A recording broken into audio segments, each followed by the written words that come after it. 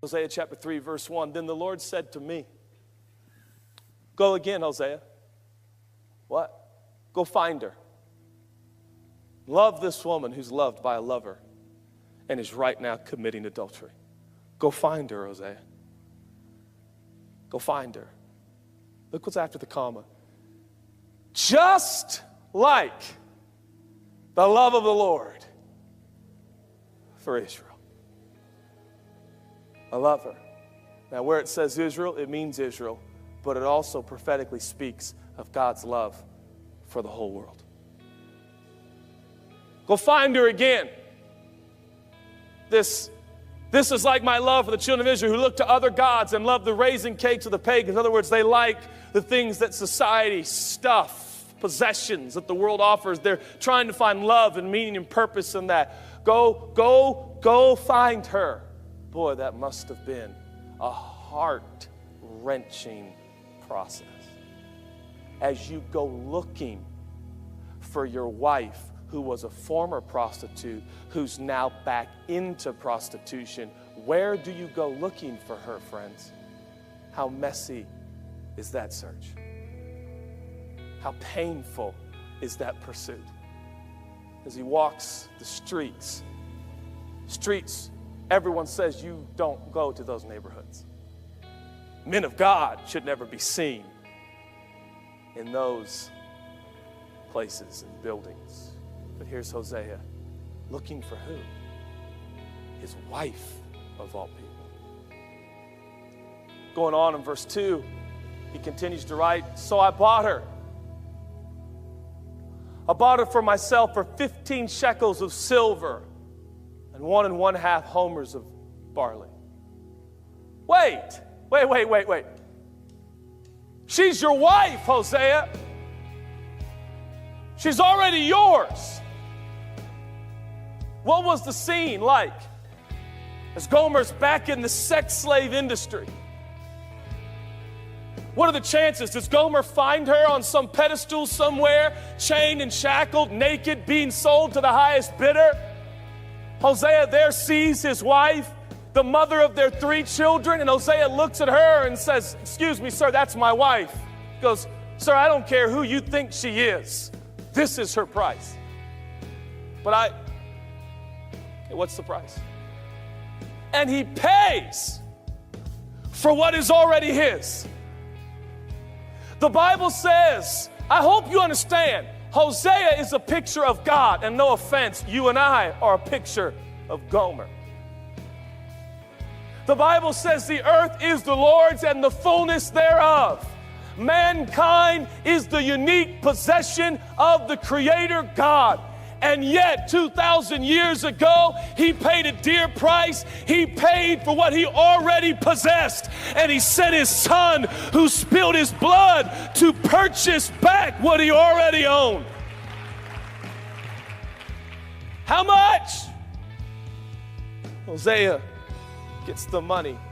What was that exchange like when Hosea looked in the eyes of his wife?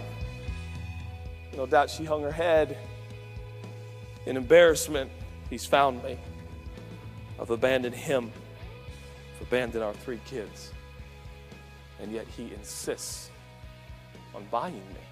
Buying me. As these other men sought to buy her, to use her, Hosea seeks to buy her, to heal her.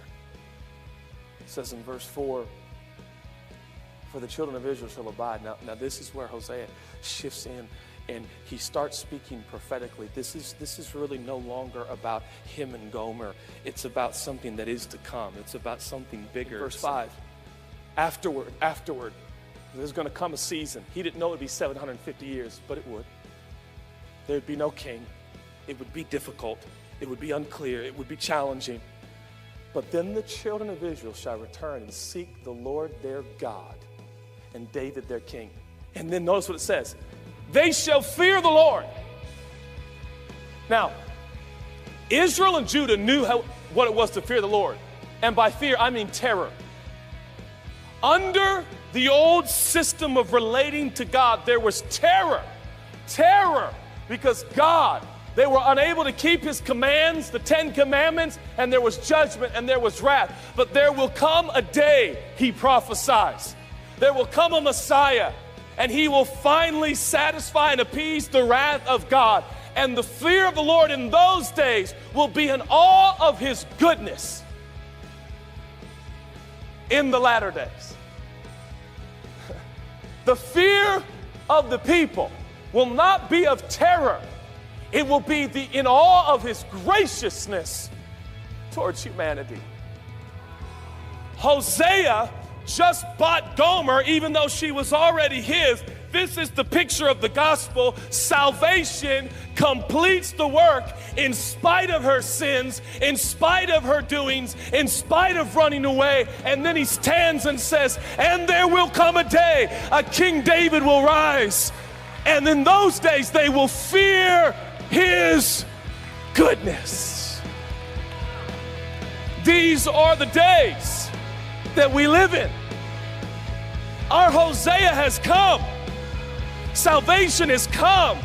And he found you, and he found me, and he had to walk to the most despicable places, and he had to communicate and be around sinful, broken humanity. Don't you see? As Hosea searched for his wife, so Jesus came searching for the salvation of humanity. And by the way, when God found you, you were not so neat and nice and put together. You were in chains, and you were naked, and you were sinful, and so was I. And our gracious God said, how much? How much? The blood of your Son. For then and only then can they, humanity, avert the wrath and justice that is rightfully on their heads. Very well.